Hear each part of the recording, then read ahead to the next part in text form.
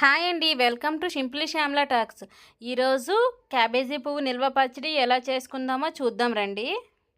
ఈ పచ్చడి అనేది 3 నెలల పాటు నిల్వ ఉంటుందండి. ఈ పచ్చడి ఏ విధంగా చేసుకోవాలన్నది సరైన కొలతలతో అయితే నేను చెప్తానండి. ఈ విధంగా చేసుకుంటే 3 నెలల పాటు నిల్వ అయితే ఉంటుందండి. టేస్ట్ అయితే చాలా బాగుంటుంది. పచ్చడికి కావాల్సిన పదార్థాలు: క్యాబేజీ పువ్వు 1/2 కేజీ అయితే నేను తీసుకున్నానండి. 2 నిమ్మకాయలు, మసాలా పొడి, ఉప్పు, కారం అయితే తీసుకున్నాను. కొంచెం ఎండుమిరపకాయలు తాలింపు కోసం, ఆవాలను అయితే తీసుకున్నాను. ఇప్పుడైతే మనం ప్రాసెస్ని అయితే స్టార్ట్ చేస్తామండి. స్టవ్ పైన ఒక గిన్నెని పెట్టుకొని అందులో కొంచెం వాటర్ వేసుకోవాలండి.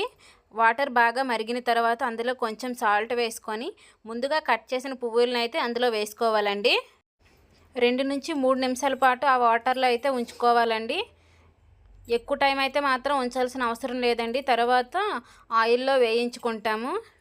చూడండి, 2 నిమిషాలు అయితే అయిపోయింది. నేను ఇప్పుడు దీన్ని ఒక ప్లేట్లోకి అయితే తీసుకుంటున్నానండి. ఈ పువ్వులన్నింటినీ కూడా మనము ఒక క్లాత్ పైన కానీ ఎండలో కానీ కాసేపు అయితే ఆరబెట్టాలండి.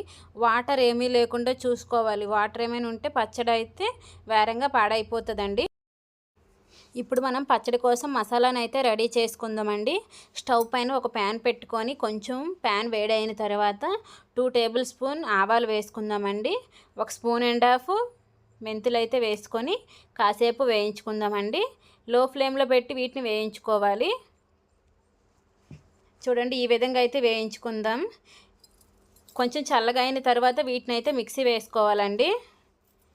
చూడండి, ఈ విధంగా బాగా వేగిపోయాయి కదండి. ఇప్పుడు పౌడర్ లాగా చేసుకోవాలి. ఇప్పుడైతే అదే ప్యాన్లోన కొంచెం మళ్ళీ ప్యాన్ వేడైన తర్వాత నేనైతే 1/2 కేజీ క్యాబేజీ పువ్వునైతే తీసుకున్నాను కదండి. 1/2 కేజీ ఆయిల్ దానికైతే సరిపోతుందండి. ఇప్పుడైతే ఆయిల్ కొంచెం వేడైన తర్వాత ముందుగా మనం ఆరపెట్టుకున్న క్యాబేజీ పువ్వులన్నింటినీ కూడా ఇప్పుడు ఇందులో వేసి కాసేపు వేయించుకోవాలండి. ఒక 5 నుంచి 10 నిమిషాల వరకు వేయించుకుంటే సరిపోతుందండి. ఎక్కువ వేయించుకున్నామంటే క్యాబేజీ పువ్వు అన్నది మెత్తగా అయిపోతుందండి.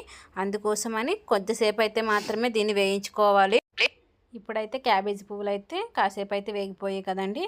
ఇప్పుడు ఒక బౌల్లోకి అయితే వీటన్నింటినీ కూడా తీసుకోవాలండి. ఇప్పుడైతే అదే ఆయిల్లో 10 నుంచి 12 వరకు తెల్ల ఉల్లి, ఒక 7 వరకు ఎండుమిర్చి, కొంచెం కరివేపాకు, కొంచెం ఆవాలు వేసి కాసేపు వీటన్నింటినీ వేయించుకోవాలండి. ఈ ఆయిల్ కొంచెం చల్లారాక పచ్చడిలో అయితే వేసుకోవాలి. ముందుగా మనం వేయించుకున్న క్యాబేజీ పువ్వు ముక్కలను అయితే తీసుకున్నాం కదండి. ఆ బౌల్లో ఒక 40 నుంచి 50 గ్రాముల కారాన్ని, 30 నుంచి 40 గ్రాముల ఉప్పునైతే వేసుకున్నామండి. దీన్ని బాగా కలుపుకోవాలండి. మనం ముందుగా మసాలా అయితే రెడీ చేసుకున్నాం కదండి, వాటిని కూడా వేసుకొని బాగా కాసేపు అయితే కలుపుకోవాలండి. చూడండి, ఈ విధంగా అయితే మొత్తం కలిసేలాగా బాగా కలుపుకోవాలండి. కొంచెం చల్లగా అయిన తర్వాత వీటిని అయితే కలుపుకుంటే బాగా పడుతుందండి. వేడి మీద చేసామంటే కొంచెం చేదైతే వస్తుందండి. చూడండి, ఈ విధంగా అయితే రెడీ అయ్యింది. ఇప్పుడు ఇందులోకి ఒక 2 నిమ్మకాయల రసాన్ని అయితే మనం వేసుకోవాలి.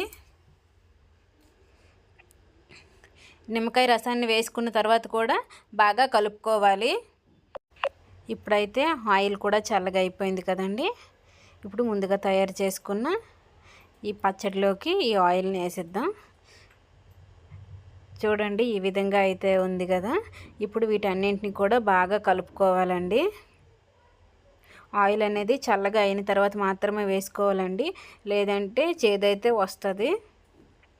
పచ్చళ్ళ కంటే ఆయిల్ కొంచెం ఎక్కువే పడుతుంది. ఈ విధంగా అయితే బాగా కలుపుకోవాలి. ఇప్పుడైతే నేను వీటిని ఒక బౌల్లోకి అయితే వేసుకున్నానండి. ఈ పచ్చడి అనేది ప్లాస్టిక్ బాక్సుల్లో కానీ గాజు సీసాల్లో కానీ నిల్వ ఉంచాలండి.